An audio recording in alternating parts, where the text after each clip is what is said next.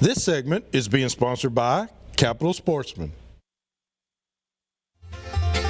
All right, welcome back, everyone. This week's Preach of the Week is being brought to you by those fine folks out there at Flowers Garden Center.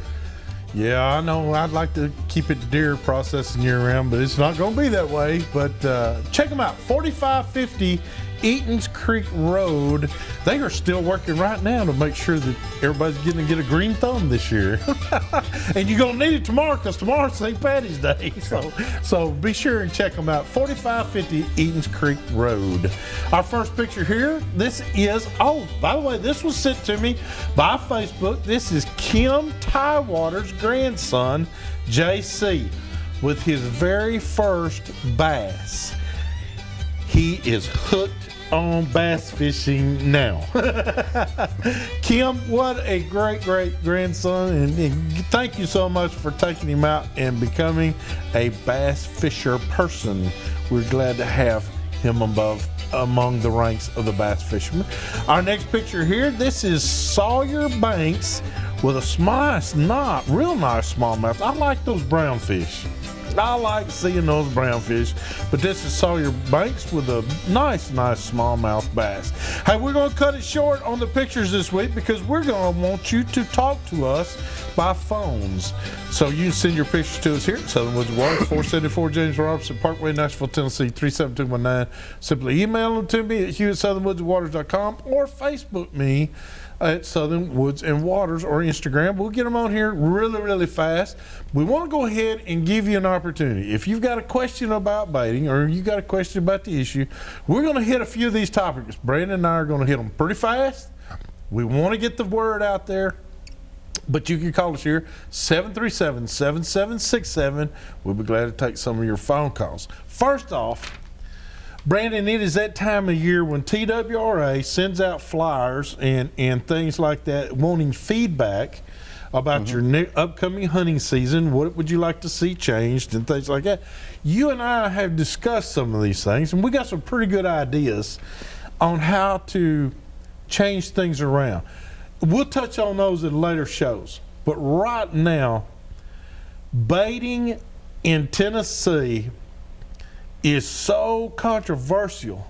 And here's what I'm trying to say, Brandon. We talked about this on coming up here tonight. Most hunters only have 20, 25 acre plots to hunt on. Yeah, some less. I mean, yeah. Some even less, some 10 or 12. They back up to people's houses, they back up to subdivisions, they maybe a farmer owns one on the right that has 800 acres and he allows no hunting, but you have to deal with people's personalities, and that's why I'm bringing this up, because I told you coming up here last year we had a guy experience that he wanted to hunt. He was looking forward to hunting his own property, 22 acres I believe it was, but the guy next to him didn't want him hunting deer. So he went on a four-wheeler and took bags of corn and poured them out right on the fence row, making it almost virtually impossible for him to be able to hunt and say that a deer was not headed towards that corn. That's we got to do something. That's a tough situation there, and that's the case. I mean, if the guy's on his 22 acres and he's set up and he may not even know it, but let's say he's set up and he's 50 yards from this guy's pile of corn that's just over the fence. He's hunting over bait. He is hunting a baited area, whether he knows it or not. I feel just as bad, towards an officer's, on his side of the deal too. He has to make that call. And how does he know that guy didn't go just dump a bunch of corn on the other side of the fence so he could say it was the neighbor that threw it out? But here's another thing I want to bring to you. It's tough on both sides of the deal. I want to say this to you, so I'm going to add a little bit more degree of difficulty, is if that guy that owned that land beside him went to all the trouble of spreading that corn along the fence row, I guarantee you he called TWRA and said, I got a guy hunting. Oh, it's real possible. If he was doing it out of spite. If he did it out of spite. He's doing it out of spite. Of course, why would you? I mean, if you're going to go that trouble. So he was setting the guy up to fail and setting him up to get fined. Yeah. Then it becomes, like you said, I feel sorry for the game warden that has to go out there. Now he has to make a judgment call. Right. And what do? But here's one thing that I got to say, ladies and gentlemen, one of the greatest things I think we did as our state government did was that we have the right to hunt in this state now. That carries a lot more weight than most people think it does. It does. And we didn't just create that law or that Bill of Rights for Tennesseans just for the PETA guys or whatever. It encompasses a whole lot of things. And so you have to take that into consideration too. So, you know, it is a judgment call. And hey, by the way, we did ask for people to call. Let's go to some of these calls and see what we got going on here. All right. Mike, how can we help you tonight? Hey, Hugh, I live down here in Waverly, Tennessee, and I just thought you might want to know we lost a great guide down here the other day. His name was Stone Spencer. That used to be a guide out on Kentucky Lake, and he passed away. And, hey, I got a question to ask you guys, if you don't mind. Sure. You know, you're talking about baiting and everything, and my question is it illegal to bait with the cedar trees and dog food and stuff for crappie? I mean, I'm not saying nothing bad about fishing for crappie, because I love the fish. It's just the next stuff for crappie. But my question is that kind of being illegal, baiting with trees and stuff and dog foods for the crappie? And my other question is, why did they lower the limit on crappie down to 20 now? I heard they done that. You know, we spend all this money on fishing stuff and our license, and then, you know, they do all the study on the fish and stuff, and then it just seems like, you know, our money's going for more great things for the next generation, for the kids to fish, but it just seems like our hands are tied anymore, that, you know, we're losing our rights as fishermen. You know, I mean, I know they have their job, and I commend the guys on your show, because that's actually what I wanted to be when I grew up here in Waverly. I wanted to go off to college and become what he's doing. And I'm not knocking him down here in my heart, but I just would like to know, you know, if it seems like any time we turn around anymore, they're just ready to hit us with a bullseye. You know, we're just losing all our rights. And, you know, I think if we're going to have to pay a high fishing license, you know, that's okay. But I think we ought to have a little privileges, you know. And they bring all these other big people out of other states down there on Kentucky Lake and wine and dine them, and they put them on all these big crappie beds. And us guys down there, we don't have a chance anymore. And I'll hang up. Thanks for your time. Well, thank you so much for your call. And he's got some great thoughts there. I mean, if you're going to say one game animal, now, deer being a game animal, turkey being a game bird, crappie being a game fish, the one thing about the difference, I think, and then you add to it, you can see deer and turkey. They're above ground. Right. You can't see those crappie. They're below the water. Now the electronics are changing that a little bit. Saying that nowadays you kind of can, but no, you couldn't but before. You see what I'm saying? Yeah. And so it is changed a little bit, but you know,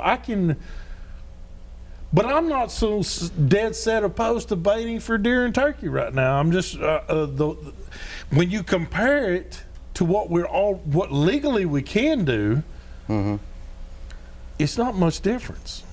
It's all, you know, it's just like anything else in the eye of the beholder. It's an interpretation. It just depends on how you look at it. First of all, with the fish attractants, I don't know, and you know, I don't know near as much on the fish side of the deal. I'm pretty sure that the fish attractants are legal. Don't know about the dog food. I would assume it probably is, but I don't know about that. Yeah. And then as far as dropping limits, we have to put faith in the guys that work for the state. They're out there doing surveys. They're talking to fishermen. You know, if they drop that limit on crappie, it's because there's a reason for it. It's not because they just don't want you to take any more fish home with you tomorrow. You know, Hugh, you've got enough. You wouldn't. You know, there's a reason for it. There's a reason for it. They're probably just when they came up with the populations, it just probably turned out 20. But like the caller said, they just changed better. it this last year. So they just changed it this year down to 20. So, you know, if they do a couple of more studies and they find out it's increased, I bet you they're going to kick it back up. Oh, yeah. I mean, well, because just like you don't want too many taken, you don't want too many in the system either. That's exactly You right. know, if you get too many fish, you're going to have problems. You don't have enough fish, you know. So those guys work hard every day to make sure that there's a balance there that'll keep the wildlife thriving and happy, and keep the hunters right. and fishermen happy. And it's a tough deal. You know, it's tough, but. I tell you what, I also want to say that the caller called about Stumpy, and Stumpy was a great guide. I never personally got to meet the man, but I've heard many of my friends talk about him and how great a person he was, and what a legend he was on the water. And all I can tell you is our prayers and thoughts are with his family now, and his friends. I mean, because you know, when you lose a friend like that, you've lost a big part of yourself. So our thoughts and prayers are with everyone that got affected. We just hope you can find peace, and so we pray for that. But thank you for that. Hey, we're going to do our tip of the week right now, so let's go to it. Our tip of the week is being brought to you by Davidson County Farmers Co-op there on Dickerson Road. Miss Laura is the new manager out there. You need to go by and tell her you heard her name here on Southern Woods and Waters. We appreciate her so very much. This week's tip, I'm going to tell you right up front. Brandon and I will both agree for one thing. This week's tip is get involved. You've got to quit sitting down on the couch and taking what comes to you. Get involved.